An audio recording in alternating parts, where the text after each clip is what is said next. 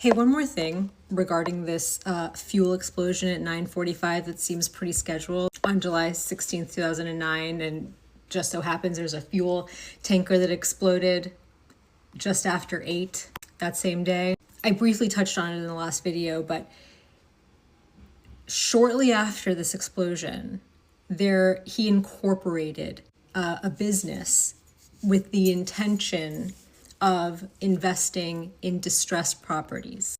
I didn't even think of this when I made the video, but 2009, what was happening in the housing market in 2009? The economy was shit and the housing market was shit. This was the housing crash. And I briefly looked into the financial state of the Tri-County area here, and it was not unexpectedly abysmal.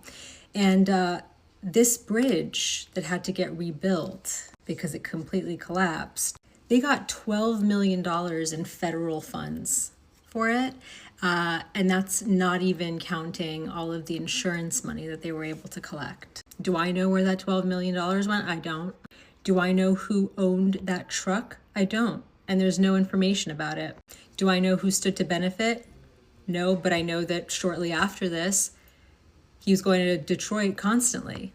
So the overarching theme of the last video was their hands are in everything, And I almost forgot about this other thing. Fucking Call of Duty. There's emails where he's telling this guy who owns Call of Duty or whatever the fucking platform is, and he says, you really need to start encouraging children to engage in microtransactions.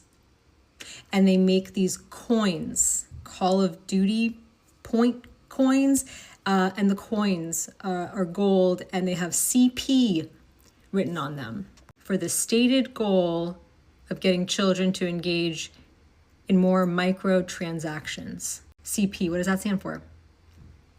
There is literally nothing that these people didn't touch. There's some evidence in there about his connection to Bitcoin.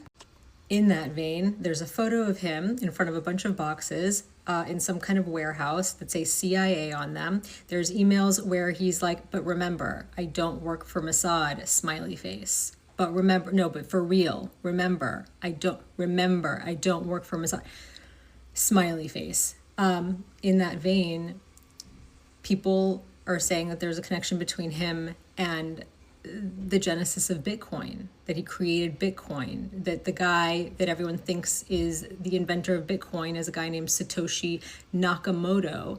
And he has like billions of dollars in Bitcoin. Was this created for them to have a way to decentralize the money that is exchanging hands for these purposes? Number one. Number two, Satoshi Nakamoto translates to Central Intelligence. I looked it up. It's true. Central Wisdom Bearer, but Central Intelligence. Huh? It's everything. It's everything.